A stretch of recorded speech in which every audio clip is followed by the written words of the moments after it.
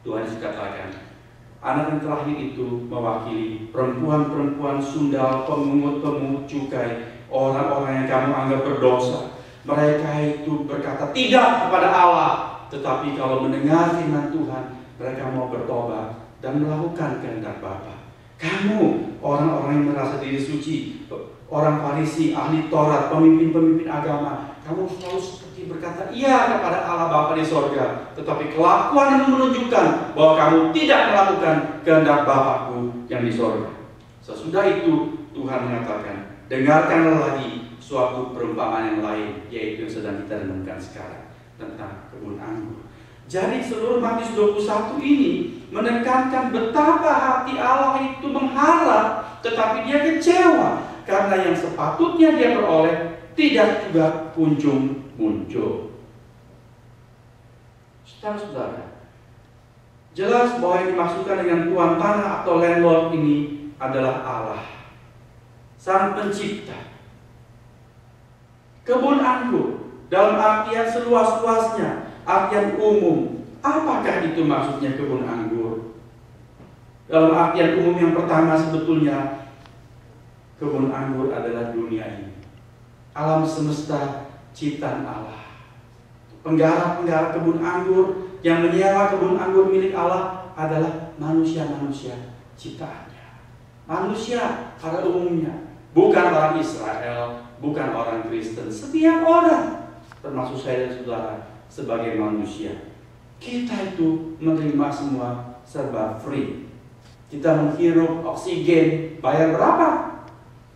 Coba kalau Allah charge oksigen yang kita hirup, apalagi di zaman polusi seperti ini, sulit mendapatkan udara yang murni, kita harus bayar berapa? Saudara-saudara, betul? Tapi Allah tidak pernah charge. Dia berikan suatu sistem dalam alam semesta ini yang memelihara keseimbangan. CO2 yang kita produk diserap oleh tumbuh-tumbuhan, lalu kemudian tumbuh-tumbuhan memproduk oksigen buat kita. Allah sudah menyediakan pabrik yang luar biasa. Semuanya free. Kita berpijak di bumi, Allah berikan free. Pemilik tanah kemudian orang lain yang mengkaplingkan kita harus bayar. Orang-orang yang memungut bayaran dari kita, apakah mereka membayar kembali kepada Allah? Saudara, dunia ini mengecewakan. Dunia semakin maju, dunia semakin pintar, semakin memberontak kepada Tuhan. Ateis itu adalah penggarap-penggarap yang menggelapkan uang sewa. Mengapa mereka menyebarkan ideologi mengenai tidak ada Allah? Karena kalau ada Allah, mereka harus membayar upeti kepada Allah. Maka mereka mengeluarkan sebuah filosofi tidak ada Allah, supaya mereka bebas. Mereka boleh menikmati semua ciptaan Allah tanpa harus utang apa-apa kepada Allah, karena Allah ditiadakan oleh ideologi mereka. Dengan segala macam teori yang canggih-canggih. Bagaimana bisa ada bumi dan seluruh sistem tata surya galaksi ini? Oh, itu bukan ciptaan Allah. Ada Big Bang katanya. Kalau mereka mau jujur, dan ada student yang pintar tanya, lalu siapa yang membuat terjadinya Big Bang itu? Bagaimana ada kompresi energi sampai ada bisa Big Bang begitu hebat? Mereka tidak bisa jawab. Sebetulnya bukan tidak bisa jawab, tidak mau jawab. Sebetulnya mereka harus mengakui ada satu pribadi yang belum dikenal yang mengatur semua ini, tapi mereka meniadakan itu. Allah mengerti. Sejak awal dunia diciptakan, sesudah manusia dalam dosa, begitu banyak pemberontak-pemberontak yang tidak mau mengenal Allah. Maka kemudian Allah memilih umat yang khusus, yakni Israel. Dikuduskannya Israel, dijadikan bangsa pilihan. Dipagarinya Israel dengan perlindungan khusus.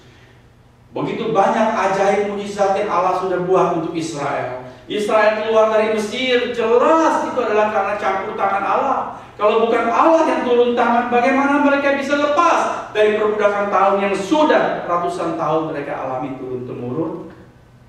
Mereka melihat tangan Allah. Tetapi Berapa banyakkah dari umat itu yang sungguh-sungguh kemudian beribadah kepada Allah? Akhirnya cuma 2 orang yang boleh masuk ke tanah perjanjian, yaitu Yosua dan Kaleb. Karena yang lain itu degil, bebal, kepala batu, dan durhaka terhadap Allah. Allah kecewa.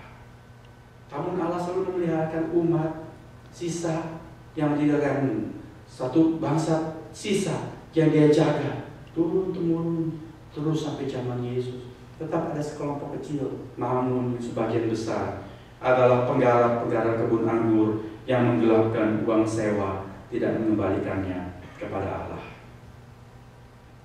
Tuhan Yesus berkata, di ayat ke-40 dia memberikan sebuah pertanyaan retorik. Setelah penyewa-penyewa itu menangkap anak sang tuan tanah, melemparkannya keluar kebun anggur itu, maksudnya keluar Yerusalem, lalu membunuhnya, menyalibkannya. Tuhan tanya, apabila tuan kebun anggur itu datang, apakah yang akan dilakukannya dengan penggarap-penggarap itu? Lalu mulut mereka sendiri menjawab, ia akan membinasakan orang-orang jahat itu, dan kebun anggurnya akan disewakannya kepada penggarap-penggarap lain, yang akan menyerahkan hasilnya kepadanya pada waktunya. Siapakah itu penggarap-penggarap lain? Kalau kita mempelajari teologi Alkitab, tafsiran pertama untuk penggarap-penggarap lain adalah gereja. Orang-orang yang sebetulnya bukan bangsa pilihan Allah, di luar Israel, yang disebut kafir, tapi karena Israel menolak Mesias, lalu Mesias disampaikan, diberitakan kepada bangsa-bangsa yang disebut kafir. Dan itu termasuk saya dan saudara, orang-orang yang bukan bangsa pilihan, tapi kemudian dipilih Allah menjadi bangsa yang kudus, diberkati secara khusus oleh sebab Yesus menjadi penebus kita. Kita menjadi kebun anggur yang khusus atau penggarap-penggarap kebun anggur yang lain. Apakah kita mengembalikan yang sepantasnya hasil kepada pemilik kebun anggur tersebut? Saudara, berbicara sampai di sini, mungkin bisa ada argumen begini. Loh, kita kan diselamatkan karena anugerah. Kita tidak perlu lakukan perbuatan apa-apa. Mengapa sesudah kalau kita percaya Yesus, kita dituntut ini, itu, harus begini, harus begitu? Apakah kalau begitu, Yesus itu atau Allah cuma mengiming-imingi kita dengan janji keselamatan berdasarkan anugerah, tetapi ujung-ujungnya menuntut kita banyak, harus lakukan begini, harus begitu, kalau tidak dia akan murka kepada kita? Bagaimana kita menjawab pertanyaan tersebut? Saudara, marilah kita nalari perumpamaan ini tentang kebun anggur milik Tuhan. Allah pemilik kebun. Tadi sudah kita lihat, dia sudah melakukan semua yang terbaik untuk kebun tersebut. Dia memagari, dia melindungi, seperti dia memagari dan melindungi saya serta saudara. Kita adalah umat yang khusus. Allah itu memperhatikan kita secara istimewa. Orang lain berdoa, Allah tidak peduli. Sebab siapakah mereka mau meminta sesuatu yang istimewa dari Bapa? Karena mereka bukan anak, tetapi yang percaya Yesus adalah anak Allah. Maka Bapa di sorga mempedulikan, mencukupi kebutuhan-kebutuhannya. Doa-doa kita didengar dan dikabulkan. Dia memberikan kita perlindungan-perlindungan istimewa. Dia memagari kita. Dia memberikan semua fasilitas yang terbaik, termasuk benih yang terbaik, yaitu hidupnya sendiri. Dia tanamkan di dalam kita, orang yang percaya kepadanya. Jikalau seorang hidup di dalam Kristus, maka dia menjadi ciptaan yang baru. Maksudnya apa? Kita diberikan new life, suatu hidup yang baru, hidup ilahi, hidup yang dapat membuahkan hal-hal yang Allah harapkan. Semua sudah Allah lakukan. Kalau kebun tersebut tidak juga kunjung menghasilkan sesuatu yang semestinya, apakah tidak sepantasnya pemilik kebun itu kecewa? Jadi jawaban yang nalar adalah buah yang Allah minta dari kita adalah sesuatu yang wajar. Karena Dia sudah memberikan hidup yang istimewa kepada kita, yaitu hidup anaknya sendiri, hidup yang baru. Dan Dia memberikan berkat-berkat yang khusus. Sebetulnya yang Allah harapkan dari saudara dan saya atau dari umatnya, yang Dia sebut bagiannya itu yang Dia cari. Apakah itu? Apakah hasil yang Dia minta dari kita?